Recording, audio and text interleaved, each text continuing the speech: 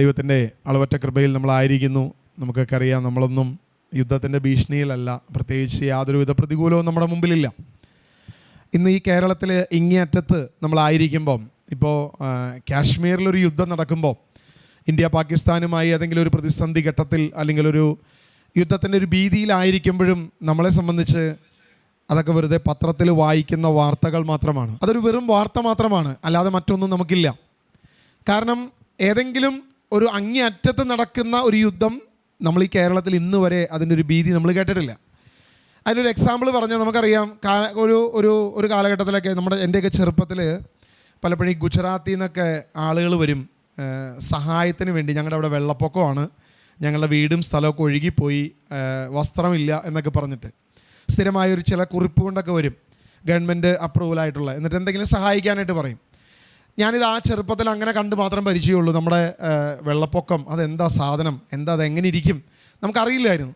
പക്ഷേ 2018 ആദ്യമായി വെള്ളപ്പൊക്കത്തിൻ്റെ ഒരു ഭീതി നമ്മളിലേക്ക് കടന്നു വന്നപ്പോൾ, ആദ്യത്തെ ദിവസം ആഗസ്റ്റ് 15 ഞാൻ വർക്കിന് പോയിട്ട് തിരിച്ചു വരുമ്പം എനിക്ക് തിരിച്ച് എൻ്റെ വീട്ടിലേക്ക് വരാൻ പറ്റാത്ത രീതിയിൽ 1-2 വഴികൾ അടഞ്ഞു. ഞാൻ കിലോമീറ്ററുകളോളം ചുറ്റിക്കറങ്ങി മറ്റൊരു വഴിയിലൂടെയാണ് ഞാൻ തിരിച്ച് എൻ്റെ വീട്ടിൽ വരുന്നത്. അപ്പോൾ എനിക്ക് അപ്പോഴും നമ്മൾ ഈ വെള്ളം കാണുന്നത്, വെള്ളം ഇവിടെ പൊന്തിയല്ലേ, ഇത്രയും ഉയർന്നു അല്ലേ, അതും ഒരു ആകാംക്ഷയുള്ള കാഴ്ചയായിരുന്നു. 1-2 ദിവസം ശേഷം, അതായത് 15 കഴിഞ്ഞു, 16 കഴിഞ്ഞു, 17 വന്നപ്പോൾ നമ്മൾ വെള്ളത്താൽ ചുറ്റപ്പെട്ടൊരവസ്ഥ വന്നപ്പോൾ നമുക്ക് മനസ്സിലായി ഇതാണ് വെള്ളപ്പൊക്കം, ഇങ്ങനെ സംഭവിച്ച ഇന്ന പ്രശ്നങ്ങളുണ്ട് എന്നുള്ളതിനെക്കുറിച്ച് അനുഭവം വന്നപ്പോൾ നമുക്ക് മനസ്സിലായി. ഇതുപോലെയാണ് അങ്ങ് കാശ്മീരിലോ അല്ലെങ്കിൽ ഇസ്രായേലിലോ ഗൾഫ് രാജ്യങ്ങളിലൊക്കെ യുദ്ധമുണ്ടാകുമ്പോൾ നമ്മളെ സംബന്ധിച്ച് അത് നമ്മളെ ബാധിക്കുന്നൊരു പ്രശ്നമല്ല.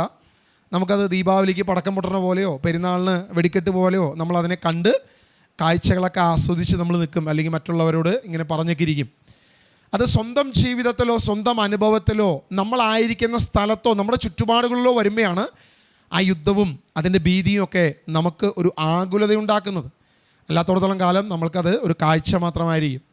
ഇന്ന് നമുക്കറിയാം, നമ്മുടെ വിദേശ രാജ്യങ്ങളിൽ, പ്രത്യേകിച്ച് ഗൾഫ് രാജ്യങ്ങളിലൊക്കെ ആയിരിക്കുന്ന നമ്മുടെ സുഹൃത്തുക്കളും പലരും വിളിച്ചു പറയുന്നു, ബ്രദറെ ഇങ്ങനെയാണ്, പ്രാർത്ഥിക്കണം. നമ്മൾ എന്തിനു വേണ്ടിയാണ് പ്രാർത്ഥിക്കേണ്ടത്? ദൈവഹിതം നടപ്പാക്കാൻ പ്രാർത്ഥിക്കണോ? യുദ്ധം മുഴുവൻ അവസാനിക്കാൻ പ്രാർത്ഥിക്കണോ? നമ്മളിപ്പോൾ തൊട്ട് മുമ്പ് പ്രാർത്ഥിച്ച് പാടി അവസാനിപ്പിച്ചു അല്ലേ, എൻ്റെ ഹിതം അല്ല ദൈവമേ, നിൻ്റെ ഹിതം പോലെയാക്കണം. ദൈവത്തിൻ്റെ ഹിതമാണ് നടക്കേണ്ടത്.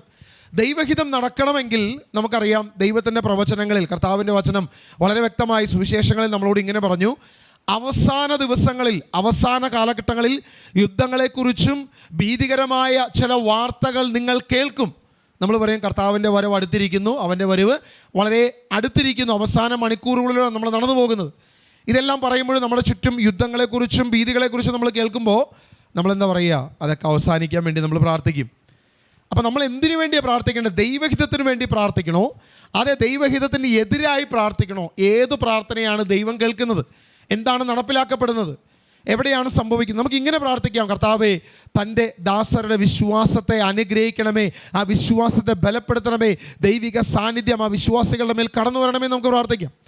ഹെബ്രായ ലേഖനം അതിൻ്റെ 10-ാം അധ്യായം 25-ാം വാക്യം നമ്മൾ വായിക്കുമ്പോൾ അവിടെ ഒരു ചെറിയൊരു വാക്യം നമുക്കൊരു പ്രബോധനം നമുക്ക് നൽകുന്നുണ്ട്. ഹെബ്രായ ലേഖനത്തിൽ ലേഖകൻ നമ്മളോട് പറയുന്ന ഒരു വാക്യമുണ്ട്, നമുക്കൊന്ന് വായിക്കാം. ഹെബ്രായ ലേഖനം 10-ന്റെ-25-ാം വാക്യം.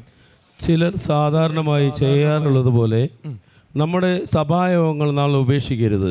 ചിലർ സാധാരണ സ്ഥിരമായി ചെയ്യാറുള്ളത് പോലെ സഭായോഗങ്ങൾ, പ്രാർത്ഥനാ കൂട്ടായ്മ, പ്രാർത്ഥനാ യോഗങ്ങൾ, പ്രത്യേകിച്ച് നമുക്കറിയാം നമ്മുടെ ഇപ്പോഴത്തെ പ്രധാനപ്പെട്ട ഒരു ദിവസം എന്ന് പറയുന്നത് ഞായറാഴ്ച ദിവസമാണ്. ഞായറാഴ്ച ദിവസം നമ്മളെല്ലാവരും ചർച്ചകളിൽ പോയി ആരാധിച്ച് ദൈവത്തെ സ്തുതിച്ച് ദൈവത്തെ മഹത്വപ്പെടുത്തി വരുന്നൊരു രീതിയുണ്ട്. അപ്പോൾ ചിലർ സാധാരണയായി ചെയ്യാറുള്ളത് പോലെ നിങ്ങളുടെ സഭായോഗങ്ങൾ, നിങ്ങളുടെ കൂട്ടായ്മകൾ, നിങ്ങൾ ഒരുമിച്ച് കൂടുന്ന കൂട്ടായ്മകൾ ഉപേക്ഷിക്കരുത് എന്ന് അപ്പസ്തോലനായ പൗലോസ് ഹെബ്രായ ലേഖകൻ നമ്മളോട് പറയുക. അതിന് താഴോട്ട് വായിക്കുമ്പോൾ, മാത്രമല്ല ആ ദിനം അടുത്തു വരുന്നത് കാണുമ്പോൾ, ആ ദിവസം അടുത്തു വരുന്നത് കാണുമ്പോൾ നിങ്ങൾ പരസ്പരം കൂടുതൽ പ്രോത്സാഹിപ്പിക്കുകയും വേണം. പരസ്പരം കൂടുതൽ പ്രോത്സാഹിപ്പിച്ച്, ഇന്ന ദിവസം വരാണ്ടോ, പ്രാർത്ഥന വരാണ്ടോ. നമുക്കറിയാം നമ്മുടെ കൂട്ടായ്മകളുണ്ട്, പല ശനിയാഴ്ചകളാണ് നമ്മുടെ എല്ലാ വൺ ഡേ പ്രയറുകളും. ഓരോ ദിവസത്ത് ഇപ്പം അങ്കമാലിയിലാണെങ്കിൽ ആദ്യത്തെ ശനിയാഴ്ചയാണ്, കൊല്ലത്താണെങ്കിൽ രണ്ടാമത്തെ ശനിയാഴ്ചയാണ്, മൂന്നാമത്തെ ശനിയാഴ്ച ട്രിവാൻഡ്രത്തുണ്ട്, നാലാം ശനിയാഴ്ച പത്തനംതിട്ടയിലുണ്ട്. ഇങ്ങനെ ശനിയാഴ്ചകളിൽ ഞായറാഴ്ചകളിലൊക്കെ ഇങ്ങനെ കൂട്ടായ്മകളുണ്ട് നമുക്കൊക്കെ, പ്രാർത്ഥന കൂട്ടായ്മകൾ നമ്മൾ ഓരോ സ്ഥലത്ത്. അപ്പോൾ ആ ദിവസം വരുമ്പോൾ നമ്മുടെ കൂട്ടായ്മയോട്, നമ്മളുടെ സഹോദരങ്ങളോട്, നമ്മളുടെ കൂടെ ചേർന്ന് നിന്ന് പ്രാർത്ഥിക്കുന്ന ആരാധിക്കുന്നവരെ വിളിച്ച് വരില്ലേ എന്നൊക്കെ ചോദിക്കണം. ഇവിടെ വചനം പറഞ്ഞിരിക്കുന്ന ആ ദിവസം വരുമ്പോൾ നിങ്ങൾ പരസ്പരം അങ്ങോട്ടും ഇങ്ങോട്ടും പ്രോത്സാഹിപ്പിക്കണം. ഇത് ഏത് ദിവസത്തെക്കുറിച്ചാണ് പറഞ്ഞിരിക്കുന്നത്? നമുക്ക് പെട്ടെന്ന് തോന്നാം ഈ സഭായോഗങ്ങളുടെ ദിവസത്തെക്കുറിച്ചായിരിക്കാം പറഞ്ഞിരിക്കുന്നത്. ഇവിടെ പറഞ്ഞിരിക്കുന്നത് ദൈവവചനം നമ്മളോട് പറയുന്ന ഒരു കാര്യം, സഭായോഗങ്ങൾ നിങ്ങൾ ഉപേക്ഷിക്കരുത്. കാരണം ആദ്യമുള്ള നിങ്ങളുടെ തീഷ്ണത അവസാനം ഉണ്ടാകണം. ഏറ്റവും അവസാനത്തെ ദിവസം വരെ, നീ യേശുവിനെ അറിഞ്ഞ ദിനം മുതൽ എന്നാണോ ക്രിസ്തുവിൻ്റെ വരവ് അതുവരെ നിൻ്റെ തീഷ്ണതയ്ക്ക് യാതൊരു കുറവും ഉണ്ടാകരുത്. എന്നും ആ തീഷ്ണതയിലായിരിക്കണം. പലപ്പോഴും നമുക്കൊക്കെ വരുന്നൊരു പ്രശ്നം, ക്രിസ്തുവിലേക്ക് വരുമ്പോൾ വചനം അറിഞ്ഞ ദിവസം, വചനത്തെക്കുറിച്ച് കേട്ട ദിവസം ഭയങ്കര ആത്മാർത്ഥതയാണ്, ഭയങ്കര തീഷ്ണതയാണ്. കുറച്ച് ദിവസം കഴിയുമ്പോൾ തീഷ്ണത കുറയും, പ്രാർത്ഥന കുറയും, പ്രാർത്ഥനയോടുള്ള താല്പര്യം കുറയും, സഭായോഗങ്ങളുള്ള താല്പര്യം കുറയും, ഇതെല്ലാം കുറഞ്ഞു വരും. പോണോ, അതിൻ്റെ ആവശ്യം എന്താ, ഇങ്ങനെ പതിയെ ഇൻട്രസ്റ്റ് കുറഞ്ഞു വരും. അതിനുശേഷം പിന്നീട് വാക്യം പറയുകയാണ്, ആ ദിവസം വരുമ്പോൾ, ആ ദിനം വരുമ്പോൾ നിങ്ങൾ പരസ്പരം പ്രോത്സാഹിപ്പിക്കണം. കാരണം ആ ദിനം എന്ന് പറയുന്നത് അത് കർത്താവിൻ്റെ ദിനത്തെക്കുറിച്ചാണ്.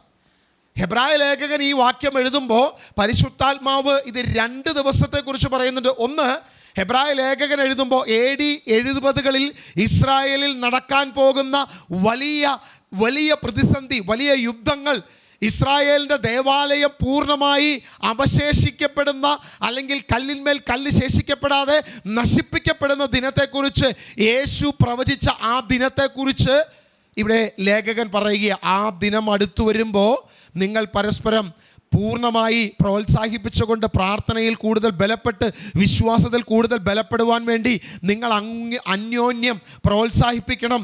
നിങ്ങൾ പ്രാർത്ഥനയിൽ നിന്നും പിന്മാറിപ്പോകുന്ന സഹോദരങ്ങളെ ബലപ്പെടുത്തണം, ശക്തിപ്പെടുത്തണം. കാരണം വരാനിരിക്കുന്ന ദിനങ്ങൾ അത്ര ക്രൂരമായിരിക്കും, അത്ര പ്രതികൂലമായിരിക്കും.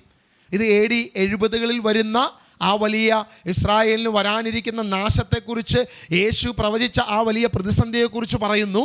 എന്നാൽ അതിനെ മാത്രമല്ല, പകരം വരാനിരിക്കുന്ന ക്രിസ്തുവിൻ്റെ വരവിനെക്കുറിച്ചും അവൻ്റെ 2ാം വരവിനെക്കുറിച്ചും, ആ വരവിന് മുൻപുണ്ടാകുന്ന വലിയ യുദ്ധങ്ങളെക്കുറിച്ചും, വലിയ ക്ഷാമങ്ങളെക്കുറിച്ചും, വലിയ പ്രതികൂലങ്ങളെക്കുറിച്ചും തന്നെയാണ് അപ്പസ്തോലനായ പൗലോസ് തൻ്റെ ലേഖനത്തിൽ പറഞ്ഞിരിക്കുന്നത്. ആ ദിനം വരുമ്പോൾ നിങ്ങൾ എന്ത് ചെയ്യണം? പരസ്പരം നിങ്ങൾ അന്യോന്യം നിങ്ങൾ പ്രോത്സാഹിപ്പിച്ച് വചനത്തിനു വേണ്ടിയുള്ള കാര്യങ്ങളെക്കുറിച്ച് നിങ്ങൾ പറഞ്ഞു കൊടുക്കണം. വിശ്വാസത്തിൽ നിങ്ങൾ അവരെ ബലപ്പെടുത്തണം, സഹോദരങ്ങളെ ബലപ്പെടുത്തണം. ഇവിടെ വചനം പറയുന്നത്, ജീവിച്ചിരിക്കുമ്പോൾ, പ്രതികൂലങ്ങൾ വരുമ്പോൾ, പ്രതിസന്ധി വരുമ്പോൾ തന്നെ നിങ്ങൾ അതിനു വേണ്ടി സംസാരിക്കണം. ഹെബ്രായ ലേഖനം അതിൻ്റെ 3-ാം അധ്യായത്തിൽ നമ്മളോട് പറയുന്നുണ്ട്, ഒരു ദിനം, ഈ ദിനം, ഇന്ന് എന്ന ദിവസം ഉള്ളപ്പോൾ തന്നെ നിങ്ങൾ പരസ്പരം എന്ത് ചെയ്യണം? പ്രോത്സാഹിപ്പിക്കണം. 3:15 ആ 15-ാം വാക്യം, 3-ാം അധ്യായം 15-ാം വാക്യം ഒന്ന് വായിക്കാമോ ബ്രദറെ? ഈ പ്രകാരം പറയപ്പെട്ടിരിക്കുന്നു, ഇന്ന് നിങ്ങൾ അവൻ്റെ സ്വരം ശ്രവിക്കുമ്പോൾ എതിർപ്പിൻ്റെ കാലത്തേതുപോലെ നിങ്ങളുടെ ഹൃദയം കഠിനമാക്കരുത്. താഴോട്ട് വായിച്ചോ, അടുത്ത വാക്യം വായിച്ചോ. ദൈവത്തിൻ്റെ സ്വരം ശ്രവിച്ചിട്ടും ചിലരെല്ലാം എതിർപ്പ് കാണിച്ചില്ലേ? അതായത് ഇന്ന് എന്ന ദിനം ഉണ്ടാകുമ്പോൾ തന്നെ നിങ്ങൾ പ്രാർത്ഥിക്കണം. അതായത് മരിച്ചു കഴിഞ്ഞിട്ടല്ല പ്രാർത്ഥിക്കേണ്ടത്, എല്ലാം അവസാനിച്ചിട്ടല്ല പ്രാർത്ഥിക്കേണ്ടത്. ഇന്നത്തെ ദിവസം തന്നെ പ്രാർത്ഥിക്കുക. ഇന്നേ ദിവസം തന്നെ പ്രാർത്ഥിക്കുമ്പോഴാണ് ദൈവം, അതായത് ജീവനുള്ളപ്പോൾ പ്രാർത്ഥിക്കണം. നമ്മൾ ഈ ജഡത്തിൽ ഇപ്പോഴായിരിക്കുമ്പോൾ നമ്മൾ പരസ്പരം പ്രോത്സാഹിപ്പിക്കുകയും സഹോദരങ്ങൾക്ക് വേണ്ടി പ്രാർത്ഥിക്കുകയും ചെയ്യണം. അവരെ വിശ്വാസത്തിൽ കൂടുതൽ ബലപ്പെടുത്തണം. അതായത് യേശു പറഞ്ഞു, യുദ്ധങ്ങൾ ഉണ്ടാകും. ആ ദിനം വരുമ്പോൾ യുദ്ധങ്ങളും ക്ഷാമങ്ങളും ഭീതികളും നിറഞ്ഞ ദിവസമായിരിക്കും. യുദ്ധങ്ങൾ അവസാനിക്കത്തില്ല. അത് വലിയ പ്രതികൂലങ്ങൾ ഉണ്ടാകും, വലിയ പ്രതിസന്ധി ഉണ്ടാകും. അതുകൊണ്ട് വിശ്വാസം ബലപ്പെടാൻ വേണ്ടിയാണ് പ്രാർത്ഥിക്കേണ്ടത്. വിശ്വാസത്തിൽ ശക്തിപ്പെടാൻ വേണ്ടി പ്രാർത്ഥിക്കണം. കാരണം പ്രവാചകന്മാരിലൂടെ എഴുതപ്പെട്ട ദൈവവചനത്തിന് യാതൊരു മാറ്റവും ഉണ്ടാവത്തില്ല. ദൈവം തൻ്റെ പ്രവാചകരിലൂടെ വ്യക്തമായി നമ്മളോട് പ്രഖ്യാപിച്ചിരിക്കുന്ന കാര്യങ്ങൾക്ക് ഒരു മാറ്റവും ഉണ്ടാകത്തില്ല. വള്ളിക്കോ പുള്ളിക്കോ മാറ്റമില്ലെന്ന് ദൈവത്തിൻ്റെ വചനം പറയുന്നു. റോമാലേഖനം അതിൻ്റെ 16-ാം അധ്യായം 25-ഉം 26-ഉം വാക്യങ്ങൾ നമ്മൾ വായിക്കുമ്പോൾ ഇതേ കാര്യം തന്നെ അപ്പസ്തോലനായ പൗലോസ് റോമക്കാരോട് പറയുന്നുണ്ട്. അതുകൂടി നമുക്കൊന്ന് വായിക്കാം. എൻ്റെ സുവിശേഷം അനുസരിച്ചും യേശു ക്രിസ്തുവിനെ കുറിച്ചുള്ള പ്രഘോഷണം അനുസരിച്ചും രഹസ്യത്തിൻ്റെ വെളിപ്പാടനുസരിച്ചും നിങ്ങളെ ബലപ്പെടുത്താൻ കഴിവുള്ളവനാണ് ദൈവം. ദൈവം രഹസ്യത്തിൻ്റെ വെളിപ്പാടനുസരിച്ച് നിങ്ങളെ ബലപ്പെടുത്താൻ കഴിവുള്ളവൻ, നിങ്ങളെ ബലപ്പെടുത്തുന്നവനാണ് ദൈവം. അടുത്ത വാക്യം വായിക്കുമ്പോൾ യുഗാന്തരങ്ങളായി നിഗൂഢമായിരിക്കുന്ന, അതായത് എത്രയോ യുഗങ്ങളായി എത്രയോ കാലങ്ങളായി നിഗൂഢമായി മറഞ്ഞിരിക്കുന്ന വെളിപ്പെടാത്ത ദൈവിക രഹസ്യങ്ങൾ തൻ്റെ പ്രവാചകരിലൂടെ ദൈവം വെളിപ്പെടുത്തി. അല്ലെ, അങ്ങനെയല്ല വാക്യം പറഞ്ഞിരിക്കുന്നത്. രഹസ്യം അവിടുന്ന് പ്രവാചകന്മാരുടെ ലിഖിതങ്ങൾ വഴി ഇപ്പോൾ വെളിപ്പെടുത്തി. ദൈവം തൻ്റെ പ്രവാചകരിലൂടെ അവരുടെ ലിഖിതങ്ങളിലൂടെ തൻ്റെ നിഗൂഢമായ ദൈവിക രഹസ്യങ്ങൾ, വരാനിരിക്കുന്ന ദിനങ്ങളെക്കുറിച്ച്, അടുത്ത ദിവസം എന്ത് സംഭവിക്കും എന്നുള്ള കാര്യങ്ങളെക്കുറിച്ച് തൻ്റെ പ്രവാചകരുടെ എഴുതപ്പെട്ട ലിഖിത നിയമങ്ങളിലൂടെ നമുക്ക് വെളിപ്പെടുത്തിയിരിക്കുന്നു. ഈ ലിഖിത നിയമങ്ങളിൽ വെളിപ്പെടുത്തിയിരിക്കുന്ന കാര്യം ഇനി മായ്ക്കാൻ പറ്റുമോ? ഇനി മാറ്റാൻ പറ്റുമോ? മറയ്ക്കാൻ പറ്റുമോ? അപ്പോൾ യുദ്ധങ്ങൾ ഉണ്ടാവുക തന്നെ ചെയ്യും, യാതൊരുവിധ മാറ്റവുമില്ല. ദാനിയേലിൻ്റെ പുസ്തകത്തിൽ എഴുതിയിരിക്കുന്ന യുദ്ധങ്ങൾ എത്രയോ കാര്യങ്ങളാണ് അവിടെ എഴുതി വച്ചിരിക്കുന്നത്. എത്രയോ കൃത്യതയോടുകൂടെ ലോകം ഭരിക്കുന്ന രാജാക്കന്മാരെക്കുറിച്ച്, ലോകം ഭരിക്കുന്ന ഓരോ വ്യക്തികളെക്കുറിച്ച്, ഓരോ സാമ്രാജ്യത്തെക്കുറിച്ച് കൃത്യതയോടെ എഴുതി വച്ചിരിക്കുക. നമ്മൾ ഈ കൊറോണ വന്ന സമയത്ത് നമ്മളൊക്കെ ശക്തിയോടെ പ്രാർത്ഥിച്ചു, അല്ലേ? ഭയങ്കര ശക്തിയോടെ പ്രാർത്ഥിച്ചു. അപ്പോൾ സാധാരണ എത്തിസ്റ്റുകൾ, അതായത് വിശ്വാസമില്ലാതെ, വിശ്വാസത്തെ നിരീശ്വരവാദികളോ അല്ലെങ്കിൽ മറ്റ് വാദങ്ങളൊക്കെ ഉള്ള ആളുകൾ വലിയ കളിയാക്കലോടുകൂടി ചോദിച്ചു, അല്ല നിങ്ങളുടെ ദൈവം തന്നെയല്ലേ കൊറോണയെ വിട്ടേ? അപ്പോൾ ദൈവത്തിന് അറിയാൻ പാടില്ലേ കൊറോണയെ വിട്ട ദൈവത്തിന് അറിയാൻ പാടില്ലായിരുന്നോ ഇത് കൊറോണ വരുമെന്ന്? പിന്നെ നിങ്ങൾ ആരോടാ പ്രാർത്ഥിക്കുന്നത്? ഒരുവൻ അപ്പുറത്തിരുന്ന് കൊറോണയെ വിടുന്നു, ഇപ്പുറത്ത് കുറേ വിശ്വാസികൾ ഇരുന്ന് ദൈവത്തോട് പ്രാർത്ഥിക്കുന്നു, കൊറോണയെ മാറ്റ്, കൊറോണയെ മാറ്റുന്നു. എടാ, ഈ വിട്ട ദൈവം തന്നെയല്ലേ ഇത് മാറ്റേണ്ടത്? അപ്പോൾ നീ ഇതിപ്പോൾ ആരോടാ പ്രാർത്ഥിക്കുന്നത്? ഒരു ദൈവം കൊറോണ വിട്ട് വേറൊരു ദൈവത്തോടാണോ പ്രാർത്ഥിക്കേണ്ടത്? അതെയോ നിൻ്റെ ഏക ദൈവത്തോട് പ്രാർത്ഥിച്ച വിട്ട ദൈവം തന്നെ കൊറോണയെ തിരിച്ചെടുക്കൂ? ആകെ കൺഫ്യൂഷനായി. ഇപ്പോൾ ആരോടാ എന്താ പ്രാർത്ഥിക്കണ്ടേ? വലിയൊരു പ്രശ്നമായി. ഇപ്പോൾ ഈ കഴിഞ്ഞ ദിവസം തന്നെ ഇറാൻ ആക്രമണത്തിൽ, ഇസ്രായേലിൻ്റെയും യു എസിൻ്റെയും സംയുക്തമായ ആക്രമണത്തിൽ ഇറാൻ്റെ അവിടെ ഒരു സ്കൂളിൽ വലിയ പ്രതിസന്ധി ഉണ്ടായി. എത്ര കുഞ്ഞുങ്ങളാണ് മരിച്ചത്? 100-ലധികം കുഞ്ഞുങ്ങളല്ലേ? എത്രയോ കൊച്ചു കുഞ്ഞുങ്ങൾ മരണപ്പെട്ടു. എന്നിട്ട് ദൈവമില്ലേ? ദൈവത്തിന് കണ്ണില്ലേ? ദൈവത്തിന് കരുണയില്ലേ? ദൈവം എന്താ ഇങ്ങനെ ചെയ്യുന്നേ? ഈ ചോദ്യം പലരും, പല നിരീശ്വരവാദികളും പല വ്യക്തികളും ചോദിക്കുന്നുണ്ട്. നമ്മളൊന്ന് ചിന്തിച്ച് നോക്കി, നമ്മളിപ്പോൾ എന്തിനു വേണ്ടി പ്രാർത്ഥിക്കണം? ദൈവത്തിന് ഈ യുദ്ധം മാറാൻ വേണ്ടി പ്രാർത്ഥിക്കണോ? അപ്പോൾ ദൈവം ഇതൊന്നും അറിയുന്നില്ലേ? ദൈവം കണ്ണൂട്ടനാണോ? എന്താണ് നമ്മൾ പ്രാർത്ഥിക്കേണ്ടത്? ദൈവം തൻ്റെ വചനത്തിൽ നമ്മളോട് പറഞ്ഞു വച്ചിരിക്കുന്ന കാര്യം, യുഗയുഗാന്തരങ്ങളിൽ സംഭവിക്കാനിരിക്കുന്നത് തൻ്റെ പ്രവാചകരിലൂടെ ദൈവം താൻ വെളിപ്പെടുത്തിയിരിക്കുന്നു. ദൈവത്തിൻ്റെ വചനത്തിൽ വ്യക്തമായി എഴുതിയിരിക്കുന്നു. അത് സംഭവിക്കുക തന്നെ ചെയ്യും, യാതൊരുവിധ മാറ്റവുമില്ല. സംഭവിക്കാനുള്ളത് നടക്കും, അതിന് യാതൊരുവിധ മാറ്റവുമില്ല. വള്ളി പുള്ളി തെറ്റാതെ സംഭവിക്കും. അപ്പോൾ വള്ളി പുള്ളി തെറ്റാതെ സംഭവിക്കുമെങ്കിൽ പിന്നെ എന്തിനു വേണ്ടി പ്രാർത്ഥിക്കണം? ഒരേ ഒരു കാര്യത്തിന് വേണ്ടി പ്രാർത്ഥിക്കാനാണ് പറഞ്ഞിരിക്കുന്നത്. പ്രാർത്ഥിക്കുകയും പ്രവർത്തിക്കുകയും ചെയ്യുക. എന്തിനു വേണ്ടി? ആ ദിനം വരുമ്പോൾ സഹോദരങ്ങളെ വിശ്വാസത്തിൽ ബലപ്പെടുത്താൻ വേണ്ടി പ്രാർത്ഥിക്കുക. എഴുതിയിരിക്കുന്ന വചനങ്ങൾ അവർക്ക് വെളിപ്പെടുത്തുക, അവരെ പഠിപ്പിക്കുക, പൂർണ്ണമായ ബോധ്യത്തിൽ അവരെ കൂടുതൽ കൊണ്ടുവരിക. ഇത് തൻ്റെ വചനത്തിൽ എഴുതിയിരിക്കുന്നതാ. അതിൻ്റെ പ്രധാനപ്പെട്ട പ്രദർശനമാണിപ്പോൾ സംഭവിക്കുന്നത്. ആ വചനമാണ് ഇവിടെ സംഭവിക്കുന്നതെന്ന് ചുറ്റുമുള്ളവരെ കാണിച്ചു കൊടുക്കാൻ ബാധ്യസ്ഥരാണ് നമ്മൾ. അതായത് നമ്മളെ ദൈവം തൻ്റെ ദാസർക്ക് സകലതും വെളിപ്പെടുത്തിയിട്ടുണ്ട്. ഇന്ന് വരെ വെളിപ്പെടാത്ത ഒരു രഹസ്യവുമില്ല. സകലതും, വരാനിരിക്കുന്ന സകല കാര്യങ്ങളെക്കുറിച്ച് വെളിപ്പെടുത്തി. കഴിഞ്ഞ 2016 എനിക്ക് തോന്നുന്നു, 9 വർഷം മുൻപാണ് ഗോഗ് മാഗോഗ് എന്ന് പറഞ്ഞൊരു ക്ലാസ് നമ്മുടെ യൂട്യൂബ് ചാനൽ, നമ്മുടെ ജീസസ് മിഷൻ ചാനലിൽ കിടക്കുന്നുണ്ട്. അതിൻ്റെ അകത്തും തൊട്ടടുത്ത ക്ലാസ്സിലും, അതായത് 2040 വരെ എന്ത് സംഭവിക്കും എന്നുള്ള ക്ലാസ്സിലൊക്കെ ബ്രദർ വ്യക്തമായിട്ട് ദൈവാത്മാവിൽ പറഞ്ഞൊരു കാര്യമുണ്ട്. ട്രംപ് വീണ്ടും അധികാരത്തിൽ വരും. ട്രംപ് അധികാരത്തിൽ വരുമ്പോൾ ഇന്ത്യയിൽ മോദി ഭരണത്തിൽ നിൽക്കും. അതുപോലെ കേരളത്തിൽ ഇവിടെ നമ്മുടെ പിണറായി വിജയൻ LDF ഭരണമായിരിക്കും ഉണ്ടാകുക. ചുമപ്പ് ആണ് അവിടെ കാണിക്കുന്നത്. ഈ 3 ഭരണവും നടക്കുന്ന സമയത്ത് വലിയ യുദ്ധങ്ങൾ വരും, വലിയ പ്രതിസന്ധികൾ വരും. ഇത് കേട്ടവർ അതായത് രാഷ്ട്രീയമായ നിരീക്ഷണങ്ങളുള്ളവരും ഇതിനെക്കുറിച്ച് അറിയാവുന്നവരും ഇതൊരിക്കലും സംഭവിക്കാൻ സാധ്യതയില്ല. കാരണം മോദിക്ക് ഒരു 3ാമത്തെ സെക്ഷൻ ഇവിടെ ഭരണം വരികയും അതേ സമയത്ത് ട്രംപ് വീണ്ടും ഭരണത്തിൽ വരികയും അതേ സമയത്ത് LDF ഭരണത്തിൽ വരികയും ചെയ്യുക എന്നുള്ളത് അസാധ്യമായൊരു കാര്യമാണ്. ലൂക്കാ സുവിശേഷത്തിലെ യേശുവിൻ്റെ ജനനത്തെക്കുറിച്ച് ലൂക്കാ സുവിശേഷകൻ ഇങ്ങനെ പറയുന്നുണ്ട്: അർക്കലാവോസ് അവിടെ ഭരിക്കുന്നു, ഇവിടെ ഇന്ന ആൾ ഭരിക്കുന്നു, ഇവിടെ ഇന്ന ആൾ ഭരിക്കുന്നു. ഈ ഭരിക്കുന്ന കാലഘട്ടത്തിൽ യേശു താൻ ജനിച്ചു എന്ന് സുവിശേഷകൻ എഴുതി വെച്ചപ്പോൾ വളരെ ചെറിയൊരു കാലഘട്ടത്തെക്കുറിച്ച് അവിടെ പറയുന്നത്. ഇങ്ങനെ ലോകരാജ്യത്ത് ആര് ഭരിക്കും, ഇന്ത്യ ആര് ഭരിക്കും, നമ്മളായിരിക്കുന്ന മലയാളിയുടെ കേരളം ആര് ഭരിക്കുമെന്ന് തൻ്റെ പ്രവാചകനുള്ള ദൈവാത്മാവ് വെളിപ്പെടുത്തിയപ്പോൾ ആ വെളിപ്പാടിനെ പുച്ഛത്തോടെ കണ്ടവരാണ് നമ്മുടെ ചുറ്റുമുള്ളവർ. വളരെ പുച്ഛത്തോടെ, അതെങ്ങനെ സംഭവിക്കും, ഇതെങ്ങനെ സംഭവിക്കും, ഇതെന്താണ്, ഇത് വെറും ഭോഷത്വമാണ്, ഇവൻ വെറും ഭോഷത്വമാണ് പറയുന്നത് എന്ന് പറഞ്ഞവരാണ് നമ്മുടെ ചുറ്റുമുള്ള മലയാളികൾ. നമ്മുടെ ആ യൂട്യൂബ് ചാനലിൻ്റെ കമൻറ്റ് ബോക്സ് നോക്കിയാൽ ആയിരക്കണക്കിന് തെറിവിളികൾ. ഞങ്ങൾ ബ്രദറിനോട് ചോദിച്ചു, ബ്രദറെ തെറിവിളി മടുത്ത് കേട്ട് വായിക്കാൻ പോലും പറ്റാത്ത നല്ല ഇൻ്റർനാഷണൽ തെറിയൊക്കെയാണ് വരുന്നത്, എന്താ ചെയ്യണ്ടേ? ബ്രദർ പറഞ്ഞാൽ കർത്താവ് ചെയ്യുമ്പോൾ തെറി വിളിച്ചവനൊക്കെ മുഖം കുനിക്കുന്നൊരു ദിവസമുണ്ട്.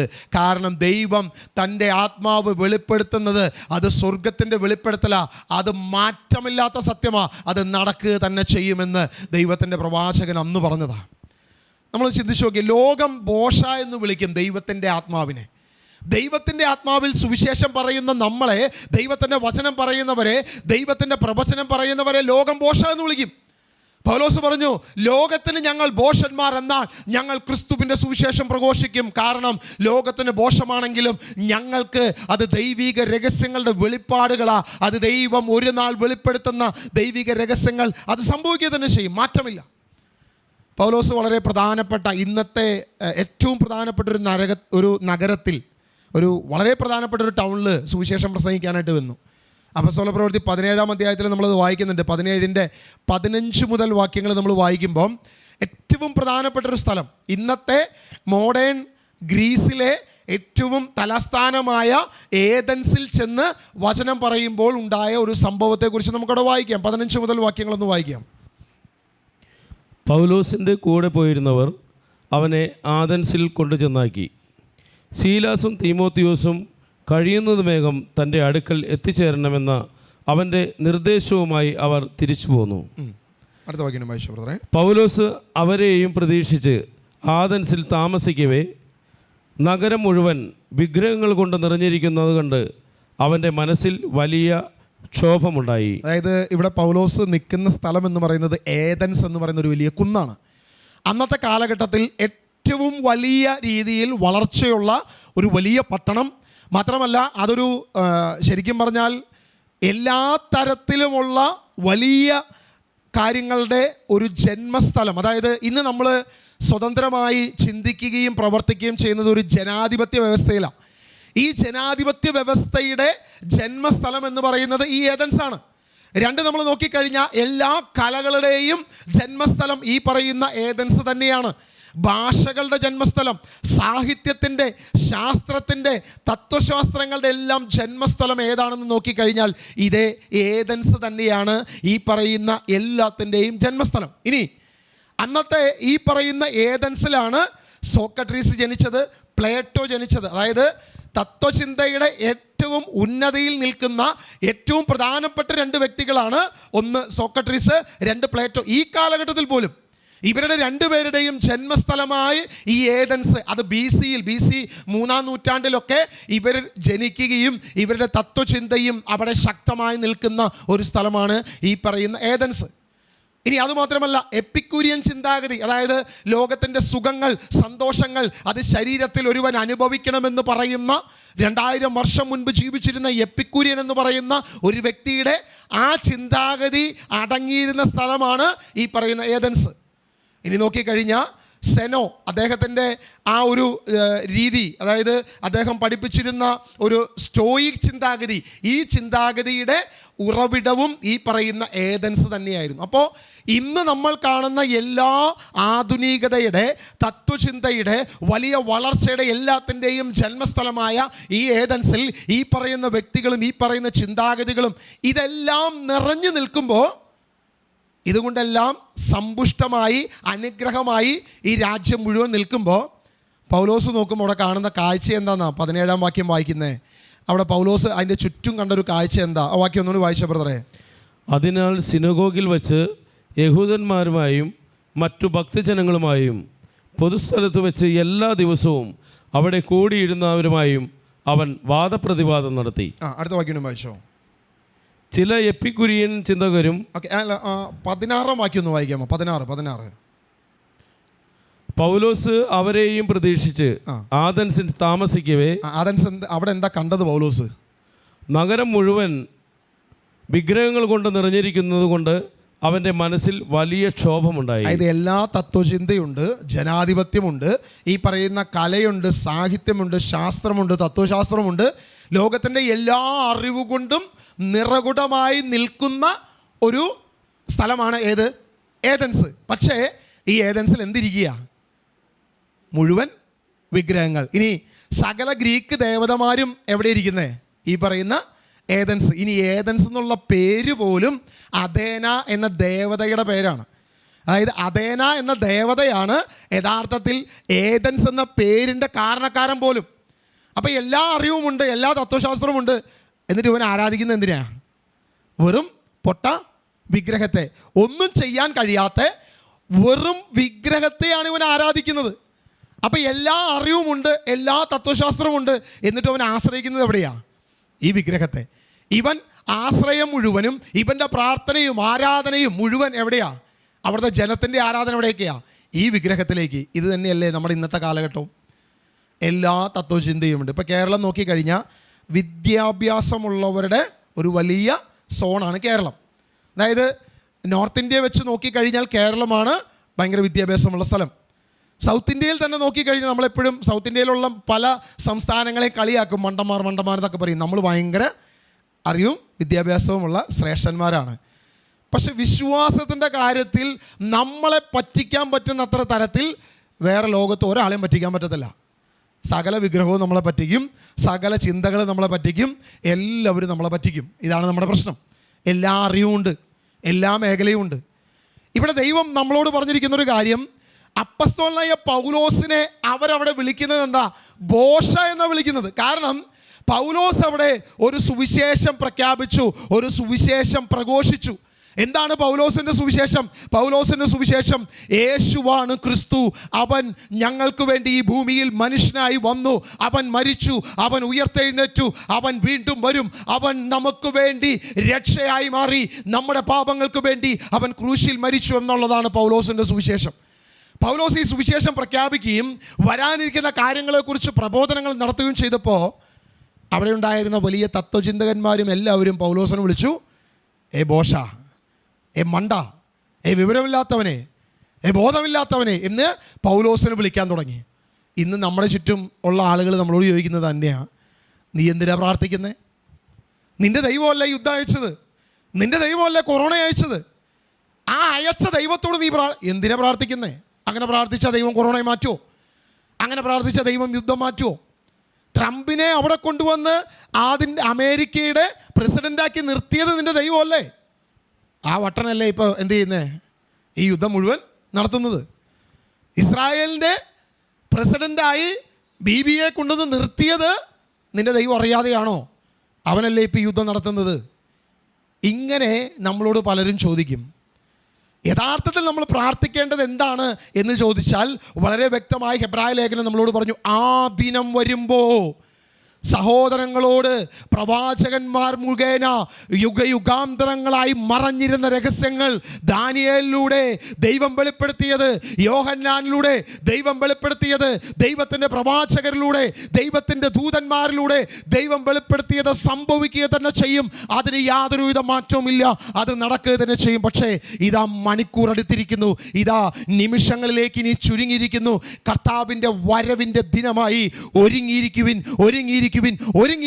ഇതാണ് നമ്മൾ പ്രാർത്ഥിക്കുകയും പ്രബോധനം നടത്തുകയും പരസ്പരം പ്രോത്സാഹിപ്പിക്കുകയും മറ്റുള്ളവർക്ക് വേണ്ടി നമ്മൾ പറഞ്ഞു കൊടുക്കുകയും ചെയ്യേണ്ടത് എന്ന് ദൈവത്തിൻ്റെ വചനം നമ്മളോട് പറയുന്നു. യുദ്ധം അവസാനിക്കുമെന്നല്ല പറയുന്നത്, യുദ്ധം നടക്കത്തില്ല എന്നല്ല പറയുന്നത്. ഇതെല്ലാം കർത്താവ് ഒറ്റ ദിവസം കൊണ്ട് മാറ്റുമെന്നല്ല പറയുന്നത്. ദൈവം താൻ നിശ്ചയിച്ചത്, സ്വർഗം താൻ പറഞ്ഞിരിക്കുന്നത് സംഭവിക്കുക തന്നെ ചെയ്യും. പക്ഷേ ദൈവ പൈതലിന് ഒന്നും സംഭവിക്കാതെ അവൻ്റെ നിത്യരാജ്യത്തിലേക്ക് പ്രവേശിക്കേണ്ടതിന് അവൻ്റെ വിശ്വാസത്തെ ബലപ്പെടുത്തണം, വിശ്വാസത്തിൻ്റെ കുറവുകളെ നികത്തണം, പരസ്പരം പ്രോത്സാഹിപ്പിക്കണം, പരസ്പരം പ്രബോധനങ്ങൾ നൽകണമെന്നാണ് ദൈവത്തിൻ്റെ വചനം നമ്മളോട് പറഞ്ഞിരിക്കുന്നത്. അവിടെയാ കർത്താവ് നമുക്ക് വേണ്ടി ഈ മേഖല വെളിപ്പെടുത്തുന്നത്. നമ്മളിപ്പോൾ വായിച്ച ആ അപ്പസ്തോല പ്രവൃത്തി തന്നെ 17:18 കൂടെ ഒന്ന് വായിക്കാമോ ബ്രദറെ? 17-ാം അധ്യായം 18-ാം വാക്യം. ചില എപ്പിക്കുര്യൻ ചിന്തകരും സ്റ്റോയിക് ചിന്തകരും അവനോട് തർക്കിച്ചു. ചിലർ പറഞ്ഞു, ഈ വിഡ്ഢി എന്താണ് പറയാനാണ് ഭാവിക്കുന്നത്? ഇവൻ വിദേശ ദേവതകളുടെ പ്രവാചകനായി ആണെന്ന് തോന്നുന്നു. പൗലോസിനെ എന്താ വിളിച്ചേ? ഇവൻ വിഡ്ഢി. വിഡ്ഢി. ആരാ വിളിച്ചത്? സ്റ്റോയിക് ചിന്തകരും എപ്പിക്കൂര്യൻ ചിന്താഗതിക്കാരുമാണ് പൗലോസിനെ വിഡ്ഢി എന്ന് വിളിച്ചത്. ഇന്ന് നീ ക്രിസ്തുവിൻ്റെ സുവിശേഷം എടുത്തോ, യഥാർത്ഥത്തിൽ ദൈവവചനം എടുത്ത് നീ പ്രഘോഷിക്കുകയോ, യഥാർത്ഥ സത്യവചനം നീ സുവിശേഷം നീ പ്രഘോഷിച്ചാൽ ലോകം നിന്നെ എന്ത് വിളിക്കും? വിഡ്ഢി എന്ന് വിളിക്കും, ബോഷ എന്ന് വിളിക്കും. ലോകത്തിന് ആ ഒരു വിളിയെ നിന്നെ വിളിക്കാൻ പറ്റത്തുള്ളൂ. കാരണം ലോകം പോകുന്ന പോക്കല്ല നമ്മൾ ചിന്തിക്കുകയും പ്രാർത്ഥിക്കുകയും പ്രവർത്തിക്കുകയും ചെയ്യുന്നത്. അതിന് നേരെ വിപരീതമായിട്ടാണ്. ലോകം മുഴുവൻ പറയും ലോകത്തിൻ്റെ സമാധാനത്തിന് വേണ്ടി പ്രാർത്ഥിക്കുക, യുദ്ധങ്ങൾ അവസാനിക്കാൻ വേണ്ടി പ്രാർത്ഥിക്കുക, കൊറോണയെ തിരിച്ചു വിളിക്കാൻ വേണ്ടി പ്രാർത്ഥിക്കുക. ഇങ്ങനെയുള്ള പല പ്രാർത്ഥനകളും പല കാര്യങ്ങളും പറയും. നമ്മൾ പറയുന്നത് എന്താ? കർത്താവിൻ്റെ വചനം സംഭവിക്കുക തന്നെ ചെയ്യും, അതിൽ യാതൊരുവിധ മാറ്റവും. ദൈവവചനം എന്താണോ അത് സംഭവിക്കും. എന്നാൽ നിൻ്റെ ദാസൻ എവിടെയായിരിക്കുന്നോ, ദൈവ പൈതൽ എവിടെയായിരിക്കുന്നോ, അവൻ്റെ ഉറക്കത്തിലും താൻ ദൈവം സംരക്ഷിക്കുന്ന ഒരു ദൈവമാണെന്ന് നീ വിശ്വസിച്ചോണം. അതാ സങ്കീർത്തന പുസ്തകം അതിൻ്റെ 127-ാം അധ്യായം 1-2 വാക്യങ്ങളിൽ ദൈവം നമ്മളോട് പറയുന്ന പ്രധാനപ്പെട്ട വിഷയം. സങ്കീർത്തന പുസ്തകം 127-ന്റെ 1-2 വാക്യങ്ങൾ വായിച്ച് ഇന്നത്തെ ഈ ഒരു പ്രാർത്ഥന നമ്മൾ അവസാനിപ്പിക്കുക. നമുക്ക് ആ വാക്യം ഒന്ന് വായിക്കാം. കർത്താവ് വീട് പണിയുന്നില്ലെങ്കിൽ പണിക്കാരുടെ അധ്വാനം വ്യർത്ഥമാണ്. കർത്താവ് നഗരം കാക്കുന്നില്ലെങ്കിൽ കാവൽക്കാർ ഉണർന്നിരിക്കുന്നതും വ്യർത്ഥം. കർത്താവാണ് നിന്റെ വീട് പണിതെങ്കിൽ, എല്ലാം ഓക്കെ. ഒന്നുകൂടി വായിച്ചോ ബ്രദറെ. കർത്താവ് വീട് പണിയുന്നില്ലെങ്കിൽ പണിക്കാരുടെ അധ്വാനം വ്യർത്ഥം. എത്ര കാവൽ നിന്നാലും എന്തൊക്കെ ചെയ്താലും ഏതൊക്കെ പ്രവൃത്തി ചെയ്താലും വല്ല ഗുണമുണ്ടോ? കർത്താവ് ഇതിനെ സംരക്ഷിച്ചില്ലെങ്കിൽ, കർത്താവ് ഇതിനെ നോക്കിയില്ലെങ്കിൽ വല്ല ഗുണമുണ്ടോ? എന്തെങ്കിലും വ്യത്യാസം ഉണ്ടാവോ? അപ്പോൾ കർത്താവ് വീട് പണിയണം. നിൻ്റെ ആലയത്തെ, നിൻ്റെ ശരീരത്തെ ദൈവത്തിൻ്റെ ആലയമാക്കി ദൈവം പണിയണം, ദൈവം മാറ്റണം. അങ്ങനെ ദൈവം പണിതാൽ ഓക്കെ, അല്ലെങ്കിൽ അത് വ്യർത്ഥമാണ്. നീ എത്ര വലിയ ചാർട്ടേഡ് ഫ്ലൈറ്റ് എടുത്ത് നീ എവിടെ പോയി ഒളിച്ചാലും, നീ എവിടെ ആയിരുന്നാലും അതുകൊണ്ട് യാതൊരുവിധ ഗുണവുമില്ല. എവിടെയായിരുന്നാലും ആ ശരീരം കൊണ്ട് യാതൊരുവിധ ഗുണവുമില്ല. വീണ്ടും വായിക്കുമ്പോൾ, കർത്താവ് നഗരം കാക്കുന്നില്ലെങ്കിൽ കാവൽക്കാർ ഉണർന്നിരിക്കുന്നതും വ്യർത്ഥം. എത്ര അയൺ ഡോം ഉണ്ടെങ്കിലും, എത്ര അയൺ ബീം ഉണ്ടെങ്കിലും, ഏതൊക്കെ പ്രതിരോധ സംവിധാനങ്ങൾ ഉണ്ടായാലും ദൈവം നിൻ്റെ നഗരത്തെ കാക്കുന്നില്ലെങ്കിൽ അത് വ്യർത്ഥമാണ്. ഒരു കാര്യമില്ല, ഒരു ഗുണമില്ല. അത് മരണത്തിലേ ചെന്ന് അവസാനിക്കത്തുള്ളൂ. അടുത്ത വാക്യം പറയണേ, 2-ാം വാക്യം. അതിരാവിലെ എഴുന്നേൽക്കുന്നതും വളരെ വൈകി കിടക്കാൻ പോകുന്നതും കഠിന പ്രയത്നം ചെയ്ത് ഉപജീവിക്കുന്നതും വ്യർത്ഥമാണ്. തൻ്റെ പ്രിയപ്പെട്ടവർ ഉറങ്ങുമ്പോൾ കർത്താവ് അവർക്ക് വേണ്ടത് നൽകുന്നു. ദൈവത്തിൻ്റെ പ്രിയപ്പെട്ടവനാണ് നീ, ഞാൻ, നമ്മളെങ്കിൽ കർത്താവിൻ്റെ വചനം പറയുകയാണ്, തൻ്റെ പ്രിയപ്പെട്ടവർ ഉറങ്ങുമ്പോൾ കർത്താവ് അവർക്ക് വേണ്ടത് ചെയ്യും. തൻ്റെ പ്രിയപ്പെട്ടവർ ഉറക്കത്തിലായിക്കൊള്ളട്ടെ, ഏതവസ്ഥയിലായിക്കൊള്ളട്ടെ, ഏത് രീതിയിലായിക്കൊള്ളട്ടെ, കർത്താവ് തൻ്റെ ദാസർക്ക്, തൻ്റെ വിശുദ്ധർക്ക് വേണ്ടത് ചെയ്യും. അതിനു വേണ്ടിയിട്ടാണ് നമ്മൾ പ്രാർത്ഥിക്കേണ്ടത്. കർത്താവേ, ചുറ്റുമുള്ള വിശ്വാസികൾ ദൈവത്തിൽ വിശ്വസിക്കുവാൻ, പൂർണ്ണമായി സത്യത്തെ തിരിച്ചറിയുവാൻ ദൈവം തൻ്റെ ദാസരെ അനുഗ്രഹിക്കുന്ന അനുഗ്രഹങ്ങൾക്കായി സ്തോത്രം ചെയ്യുന്നു. ദൈവമേ, തൻ്റെ പ്രിയപ്പെട്ടവർ ഉറങ്ങുമ്പോൾ അവർക്ക് വേണ്ടത് ചെയ്യുന്ന ദൈവത്തിൻ്റെ സാന്നിധ്യം ഇന്ന് ഞങ്ങളുടെ ദാസരുടെ മേൽ, ഞങ്ങളുടെ ചുറ്റുപാടുകളുടെ മേൽ, വിദേശത്തായിരിക്കുന്ന ഞങ്ങളുടെ മക്കളുടെ മേൽ അവിടുത്തെ ദൈവിക സംരക്ഷണത്താൽ അവിടുന്ന് നിറയ്ക്കണമേ, അനുഗ്രഹിക്കണമേ. അവരുറങ്ങുമ്പോഴും, അവർ വേല ചെയ്യുമ്പോഴും, അവർ പ്രവർത്തിക്കുമ്പോഴും എല്ലാം എൻ്റെ ദൈവത്തിൻ്റെ സംരക്ഷണം, എൻ്റെ കർത്താവിൻ്റെ കാവലേർപ്പെടുത്തണമേ എന്ന് പ്രാർത്ഥിക്കുന്നു. ലോകത്തിൻ്റെ കാവലല്ല, അമേരിക്കയുടെ കാവലല്ല, മറ്റ് പ്രതിരോധ സംവിധാനങ്ങളല്ല. എൻ്റെ ദൈവത്തിൻ്റെ കാവൽ, തൻ്റെ ദൂതന്മാർക്കുടെ കാവൽ തൻ്റെ ദാസർക്ക് ചുറ്റുമായിരിക്കണമെന്ന് നമ്മൾ പ്രാർത്ഥിക്കണ്ടേ. മാത്രമല്ല, ഈ ദിവസം അടുത്ത് വരുമ്പോൾ കർത്താവിൻ്റെ വരവിനെക്കുറിച്ച് നമ്മൾ മറ്റുള്ളവരോട് പറയണം. നമ്മുടെ ചുറ്റുമുള്ളവരോട്, അവിശ്വാസികളോട്, വിശ്വാസികളോട് ദൈവവചനം എടുത്തു വെച്ച് കാണിച്ചു കൊടുക്കണം. ഇതാ ദൈവത്തിൻ്റെ പ്രവാചകന്മാരിലൂടെ യുഗയുഗാന്തരങ്ങളിൽ സംഭവിക്കാനിരിക്കുന്നത് വർഷങ്ങൾക്ക് മുൻപേ തൻ്റെ ദാസരിലൂടെ എഴുതി വച്ചിരിക്കുക. ലോകം അന്ന് അവരെ ബോഷ എന്ന് വിളിച്ചു, എന്നാൽ ദൈവം ഇന്ന് അത് ചെയ്തുകൊണ്ട് തൻ്റെ ദാസരുടെ പ്രവൃത്തികളെ കാണിച്ചുകൊണ്ട് ദൈവത്തിൻ്റെ ആത്മാവിൻ്റെ സത്യത്തെ വെളിപ്പെടുത്തുന്നു. 2000 വർഷം മുൻപ് പത്രോസ് ഇതാ എഴുതി വച്ചിരിക്കുക തൻ്റെ ലേഖനത്തിൽ, അന്ന് ഭൂമി കത്തും, ആകാശം വെന്തരിയും, പൂർണ്ണമായി ഇല്ലാതെയാകും, അവിടെ ഒരു വലിയ ഭൂകമ്പം പോലെ ഉണ്ടാകുമെന്ന് തൻ്റെ ലേഖനത്തിൽ പത്രോസ് എഴുതി വച്ചിരിക്കുക. സക്കറിയ പ്രവാചനത്തിൽ അവിടെ എഴുതി വച്ചിരിക്കുക, നിന്ന നിൽപ്പിൽ മനുഷ്യൻ്റെ കണ്ണ് അവൻ്റെ കൺതടത്തിൽ അഴുകിപ്പോകും, അവൻ നശിക്കും, ഇസ്രായേലിനെതിരെ യുദ്ധം ചെയ്യാൻ വരുന്നവൻ നാശം വിതയ്ക്കുന്ന വലിയ നാശമുണ്ടാകുമെന്ന് സക്കറിയ പ്രവാചനത്തിൽ യേശുക്രിസ്തുവിന് മുൻപേ, യുഗങ്ങൾക്ക് മുൻപേ എഴുതി വച്ചിരിക്കുക. അന്നത് വായിച്ച് ആർക്കും മനസ്സിലായില്ല. പക്ഷേ ഇന്ന് ദൈവദാസന്മാർക്ക് തൻ്റെ പരിശുദ്ധാത്മാവിലൂടെ വെളിപ്പെടുത്തുന്നു.